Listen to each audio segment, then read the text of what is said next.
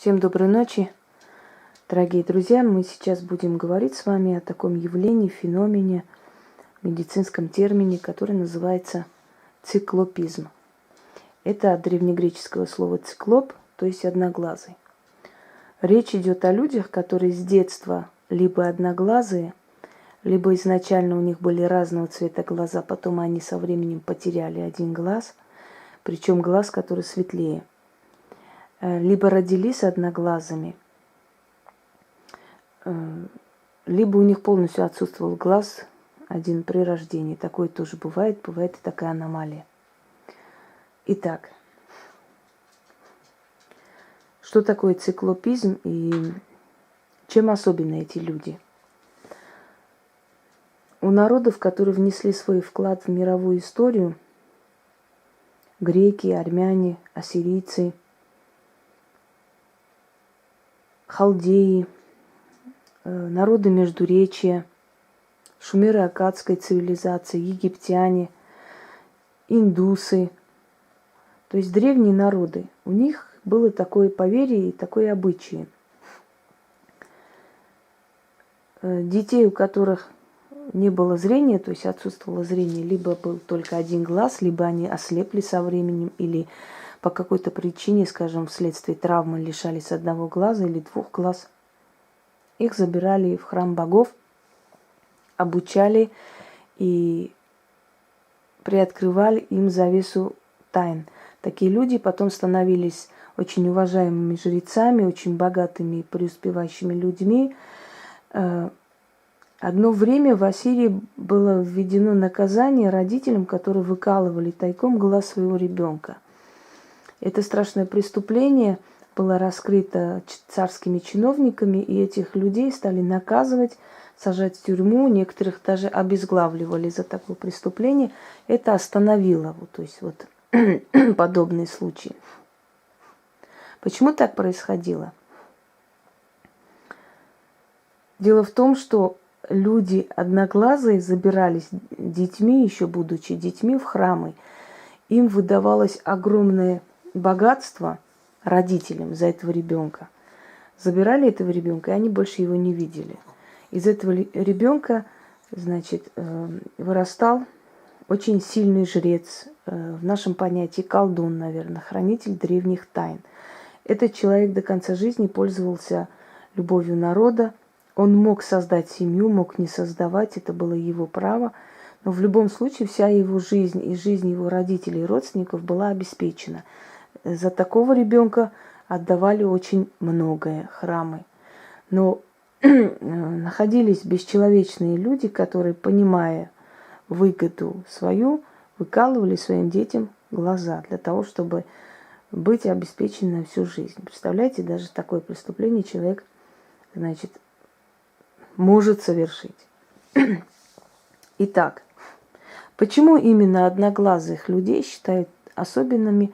Почему самые сильные ясновидцы, самые сильные ведьмы, как правило, либо имеют проблемы с глазами, либо слепы, либо одноглазы? Даже если у них не отсутствует глаз, в любом случае один глаз просто как декорация присутствует, но не видит, то есть не функционирует. Что такое у них такое особенное, чего нет у других людей? Изначально, почему они рождаются особенными, почему их решают обучать колдуны, что таится вот в этом всем, давайте разберемся. Почему забирали этих детей, почему среди безглазых людей, либо слепых, либо одноглазых, находим самых сильных колдунов вообще и самых сильных людей, у которых развито очень сильное седьмое чувство, у которых развито осязание, внутреннее это видение мира и прочее, прочее. Ученые, когда заинтересовались этим вопросом, в частности, ученые Франции, в XIX веке раскрыли такую тайну. Оказывается, человек видит мир шестигранным углом, то есть каждый глаз видит 3 параллели, как зазеркалье, то есть 3 угла зрения имеется у каждого глаза человека. Поэтому он обширно обхватывает всю картину мира. Он видит совсем по-другому, чем одноглазый человек. Хотя людям кажется, что прикрыли один глаз, видим наполовину. На самом деле это далеко не так. Человек со здоровыми глазами видит совершенно по-другому мир, чем человек с одним глазом. Человек со здоровыми глазами видит шестигранную картину мира. Человек с одним глазом видит трехгранную картину мира. Это даже не то, что половина видения, это совсем иное. Сейчас объясню. Происходит следующее. Для того, чтобы человек полуслепой, находящийся половина в тьме и половина при свете, мог приспособиться к жизни и выжить, его весь организм концентрируется на чувственности, на запахах, значит, на внутреннем видении, на познании предметов на ощупь, на развитие нюха, слуха, на развитие внутреннего видения. И, как говорят индусы, третий глаз – это и есть наше мозговое зрение, о котором говорила профессор Бехтерева. Зрение мозга. То есть чувствует мозг, воспринимает информацию. Если у человека два глаза здоровых, ему незачем напрягаться, он и так видит мир. Обширный мир он видит, обхватывает всю картину. Если у человека нет одного глаза, его организм поневоле, его подсознание напрягается настолько, что усиливается. И со временем, дорогие друзья, в течение 10-20 лет вот такой жизни у человека организм, внутренний мир, подсознание, мозговая деятельность и прочее настолько усиливается, что человек практически становится рентгеном, можно сказать. Он настолько усиливается, что человек ловит просто информацию, можно сказать, с воздуха. Он уже по запахам, по чувствам, по каким-то внутренним понятиям может составить такую обширную картину, которой у многих и не было. Именно поэтому среди поэтов, среди писателей были одноглазые люди, и они известны нам, и я вам сейчас про них скажу. И их поэзия, и их творчество настолько было яркое, многогранное, что люди удивляются, откуда этот человек чувствует природу, ощущает запахи какие-то, там чуть ли не описывает так, что ты можешь представить это все. Потому что он с помощью своего внутреннего мира на все это смотрел. Он видит мир внутренним зрением, потому что внешнего зрения у него нету. Он слеп. У него половина мира отсутствует. И, знаете, люди, то есть есть такой психологический тест, когда людей просили там на несколько часов, значит, прикрыть ладонью один глаз и смотреть на мир. И они говорили, что с ними происходили странные вещи, что они слышали какие-то звуки, шорохи, что они чувствовали какое-то измененное сознание, мир становился совершенно другим, что они не могут описать, но они видели нечто такое, что, скажем, при нормальном зрении им никогда бы не предвиделось.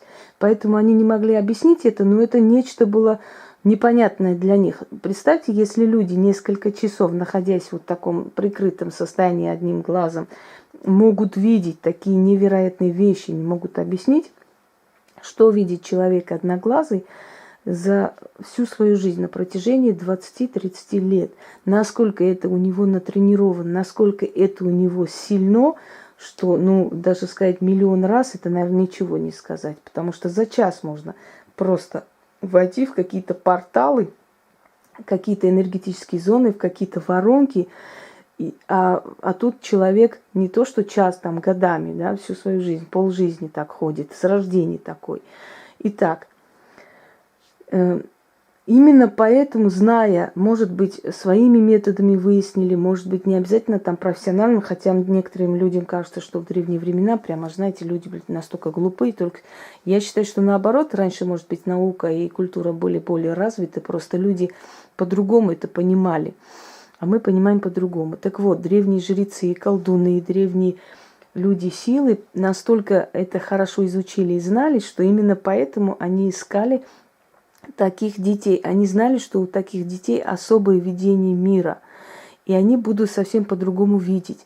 Говорят, что библейский пророк Самуил, который описывается по некоторым данным, по некоторым легендам, был одноглазым ребенком. Если помните, пришла бездетная Анна заплакала, просила Бога, а первосвященник Илья подумал, что она пьяная, и хотел выгнать женщину вон. Тогда она сказала, что господин, я не пьяная, просто открыла сердце свое Господу, да, и прошу сына. И тогда Илья ее благословил и сказал, пусть у тебя будет много детей. И поскольку Анна обещала Богу, что отдаст Самуила в храм служения Господу, она свое слово сдержала. И говорят, что Илья не зря взял мальчика к себе в услужение, потому что Самуилу было видно то, что не видно было другим людям. И Илья все время спрашивал у него, если вы читали Библию, да, книга Царств или первая книга Самуила, идет после книги Судьи, заканчивается глава Судьи и начинается глава Царей, потому что Самуил повенчал на царство Саула, потом Давида. Вы думаете, я Библию не знаю? Да я наизусть вам скажу ее, и не только Библию. Но, так вот, все время Илья вызывает Самуила и спрашивает, что ты видел, что Господь тебе передал. В конце концов, по преданию Библии, Бог передает через Самуила, что в скором времени и Илья, и его, то есть незаконно ведущие себя сыновья, беззаконные дети, да, будут убиты, что их не станет в скором времени. Почему Илья так доверяет пророчествам этого маленького мальчика? Потому что, как и все древние народы, точно так же евреи знали особенности людей, у которых был один глаз. Они видели мир под другим углом, они видели мир духов. То, что не дано очень многим. Ассирийцы говорят, что у человека забирают глаз взамен на сакральные древние тайные знания, которые даны не всем. Хетты говорили, что одноглазые люди, они прирожденные дети черных сил, и поэтому с ними не стоит иметь дело, поскольку на них навести порчу очень тяжело, потому что они наполовину находятся в мире мертвых, а значит, смерть на них наводить бесполезно. Они уже как бы умершие, половины их нету. Я вам сейчас объясню, почему они так говорили, исходя из чего. Дорогие друзья, когда часть твоего тела умирает, оно умершее, правильно?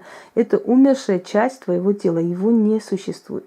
Тем более, если его отсекают, отрезают и убирают вон, тем более оно умирающая часть твоего тела. Если половина тебя умерла, если половина тебя отнята смертью, это о чем говорит? Что наполовину ты умерший человек. То есть наполовину ты находишься в мире духов. Одно дело, когда глаз просто существует, но не видит, другое дело, когда его нет. Отсутствие абсолютно глаза делает человека очень сильным. Это звучит очень трагично, потому что ничего веселого, хорошего нет в этом деле. Скажем так, по своему опыту скажу, да, ничего прекрасного, радостного нет. Я бы, может быть, очень многое отдала для того, чтобы быть обычным человеком, как вы. Но так получилось, что решили мою судьбу те самые боги, которым я поклоняюсь. Они решили, что я должна быть особенной. И вот таким болезненным способом я должна быть особенной. Скажем так, волю богов оспаривать я не вправе и не считаю нужным это делать, и я никто, чтобы оспаривать волю богов. Они так решили, так захотели, так сделали. Итак, сенсорное зрение настолько сильно развивается рентгенное зрение, развивается внутреннее подсознательное зрение, то есть ты всем своим телом становишься зрением, можно сказать. Ты чувствуешь спиной, руками, ты чувствуешь корой головного мозга, ты чувствуешь темечкой, ты чувствуешь лицом, ты чувствуешь кожей. Ты всем своим нутром чувствуешь. Почему? Потому что у тебя нет зрения, ты наполовину живешь в темноте, у тебя половина жизни, а половина в мертвом царстве. Кроме того, единственное, что нас отличает от умерших людей, мертвый не очень звучит, умерших, ушедших людей, это зрение. Умершие люди видят другим зрением, видят внутренним зрением. Живой человек видит глазами. Когда мы закрываем глаза, мы где-то приближаемся до их уровня, особенно во сне. Почему мы встречаемся с ними во сне? Потому что во сне мы очень похожи, то есть мы практически на одном уровне с мертвым человеком. Почему говорят, спящий или умерший одно и то же, да? Почему, убивая во сне человека, считается, что это подлость, потому что тот все равно был умерший почти. То есть ты убиваешь умершего человека, человека, которого сейчас нет в этом мире. Он в другом измерении, он спал. Так вот, мы приближаемся к мертвому миру. А если мы к мертвому миру приближаемся, если половина нас мертвые, умершие, находится в потустороннем мире, то есть мы по половине вот здесь, половина там, то, естественно, понятное дело, что мертвый мир будет передавать нам информацию намного лучше, намного сильнее, чем кому-либо другому. Понятное дело. Мы с ними сравнялись, и мы вычитываем с них информацию еще больше.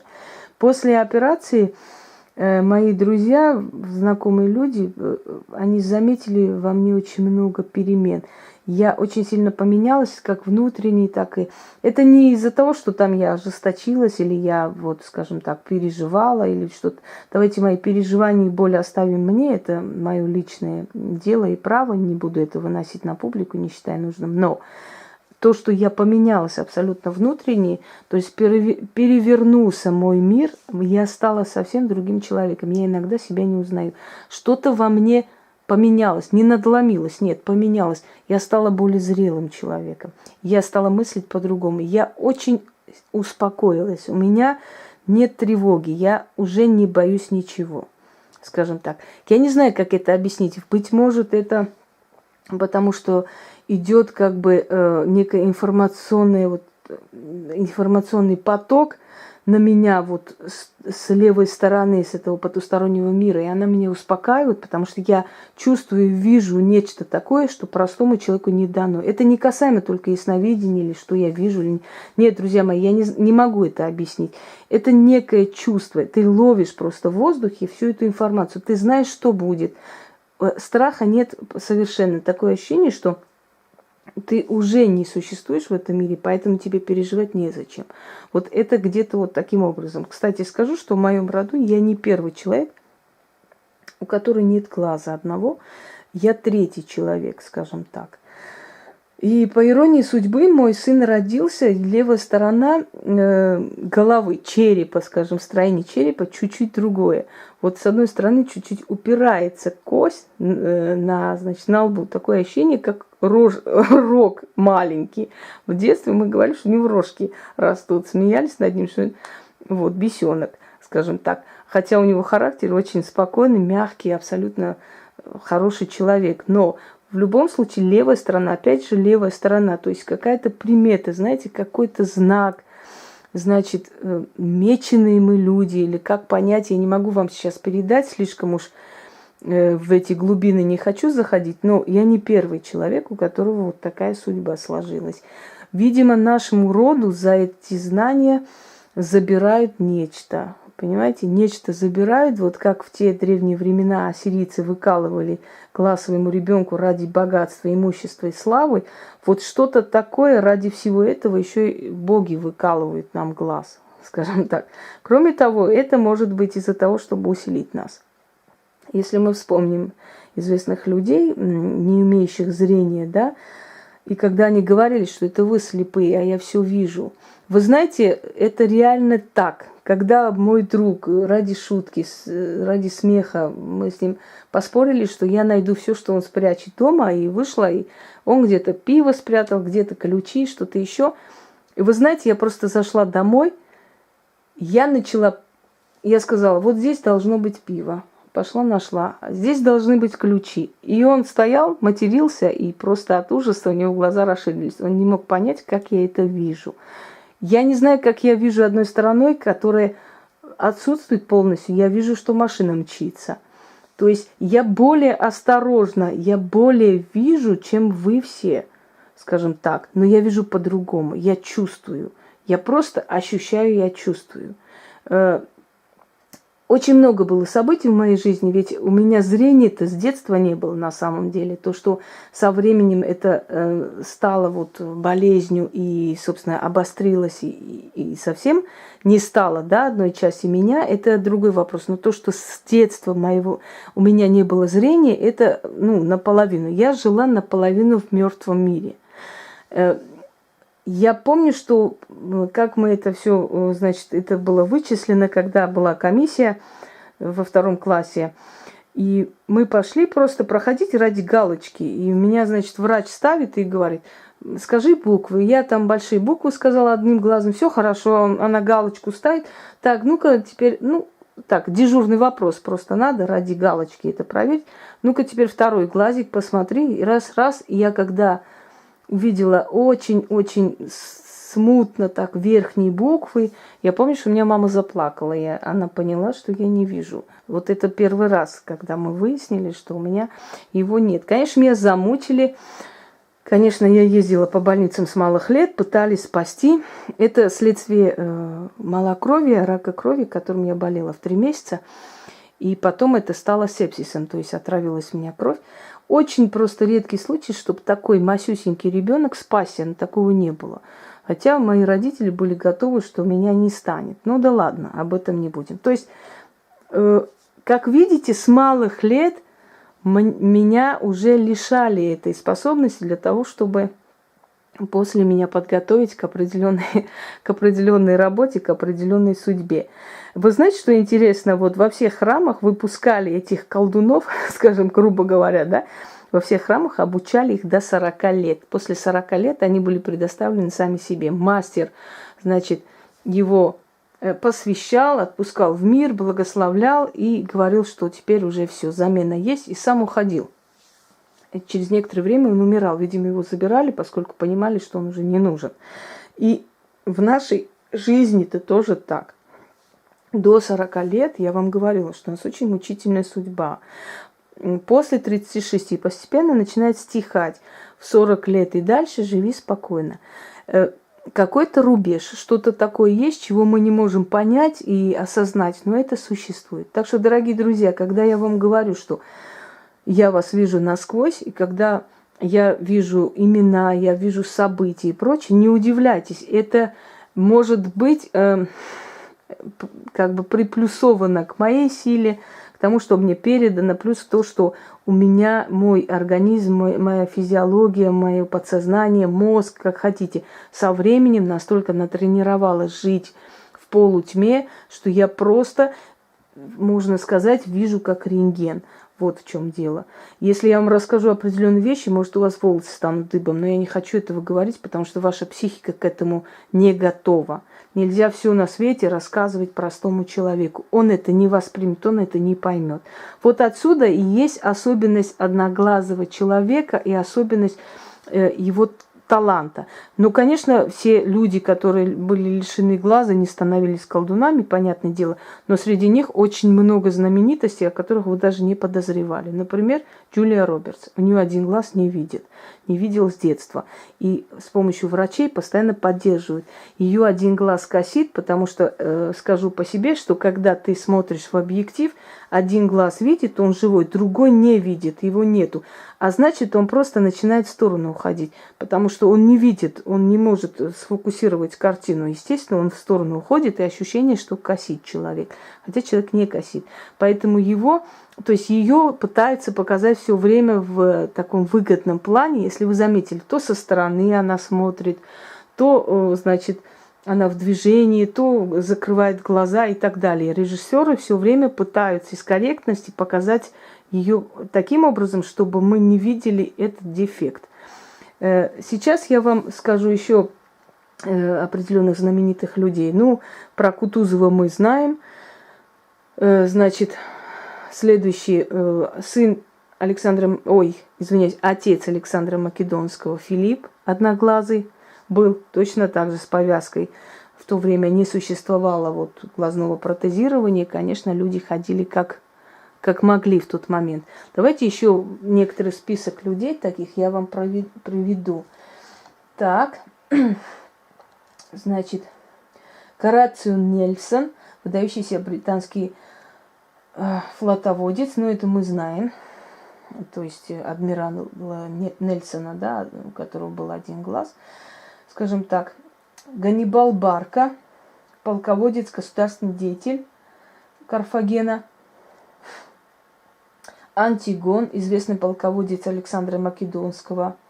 Если помните, Антигон из фильма, да, Александр Великий. Или Александр, да, Александр назывался фильм. Великий, потом там эпитеты прибавляли. Если помните, значит, Питера Фалько, он был исполнитель роли, сейчас скажу, Коломбо. У него глаз был удален в детстве из-за злокачественной опухоли. Именно по этой причине, значит, его снимали постоянно режиссеры, значит, крупным планом и лишь под одним углом, чтобы вот этот недуг не был виден. Но его талант был настолько ощутим, что то, что у него отсутствовал глаз, это не останавливало режиссеров и не мешало им снимать его в фильмах, насколько вы понимаете, да? Так, Моше Даян, министр обороны Израиля. Далее смотрим. Клаус Филипп Мария Шенк, граф фон Штауфенберг, один из участников заговоров против Гитлера. Вот. Далее. Луис де Камоэнс, значит, автор Луизиады, португальский литератор. Ну, писатель, литератор, критик и так далее. Значит, Николай Иванович Гнедич, русский поэт, потерявший глаз в детстве, в результате оспы, подарил нам русскую Илиаду, издал первые поэмы Пушкина. Вот, пожалуйста. Это не просто и нелегко, правда, с такими физическими увечьями столько делать. Далее. Сейчас еще найду. Да, про Потемкина еще не забудем, кстати говоря. Вот. Вот у меня там много информации просто. Их очень много, этих людей, на самом деле. Просто я называю так определенное количество, но их было очень много за историю человечества.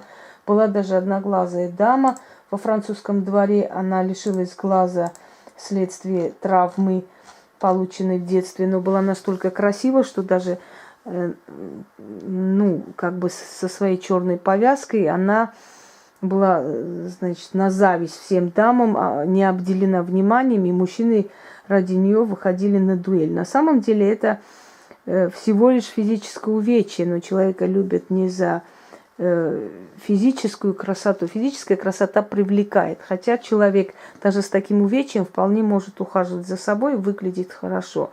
Вот, мой пример вам перед глазами. Однако не за это любят женщину и вообще человека. Да? Человека любят ради его души. Физическая красота может привлечь, но останавливает и вызывает любовь, привязанность и вечную дружбу абсолютно другое нечто, качество. Так что, дорогие друзья, на самом деле, как показывает многовековой тысячелетний опыт человечества, люди, лишенные зрения, это самое то, что связывает людей с миром. Да? Человек может жить без одной руки, и, конечно, будет тяжело, но привыкнет. Но когда у человека нет зрения, он живет практически в темноте, во тьме. Это очень незавидная участь на самом деле. И когда у человека половина зрения, это точно так же незавидная участь, но можно приспособиться. Однако вместо вот отнятого зрения силы, видимо, дают нечто такое, чего нет у других, как компенсирует твою боль, скажем так. Компенсирует тем, что ты становишься просто неуязвимый человек, и тебе дано видеть нечто такое, чего не дано другим. Конечно, каждый человек, получивший такие увечья, иногда думает: мне бы лучше жить было бы как простой человек и не пройти этот ад, эти круги ада, я была бы согласна и обычной жизнью жить, и пускай там умереть как бы в неизвестности, лишь бы быть здоровым и спокойным в своей жизни, не думая о том, что у меня есть такое увечье. Но с другой стороны, миллионы людей рождаются, умирают, и про них никто не помнит и не знает. Но есть люди, которые будут запоминаться в веках. Был такой полководец Байсангур Биноевский, у него вообще половина тела не работала, скажем так, но он остался в веках. Так что, дорогие друзья, после нашей смерти никто не помнит, какого цвета у нас были глаза, один или два, помнят наши поступки, наши дела, наши деяния, и это и есть память о нас. И все же люди с симптомом циклопизма особенные, не такие, как все. И им дано то, что не дано очень-очень многим. Поэтому это дает нам право все-таки считать себя, наверное, правда, особенными людьми. Всем удачи!